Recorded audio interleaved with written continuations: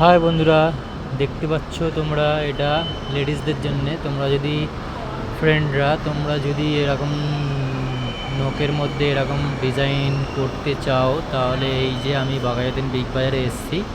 Big বাজারে দোতলার ওপরে এটা আছে। তোমরা যদি নখের মধ্যে এরকম ডিজাইন করতে চাও, এই নাম্বারটাও দিয়ে দিলাম, এই নাম্বারে তোমরা ফোন করে নিতে পারো।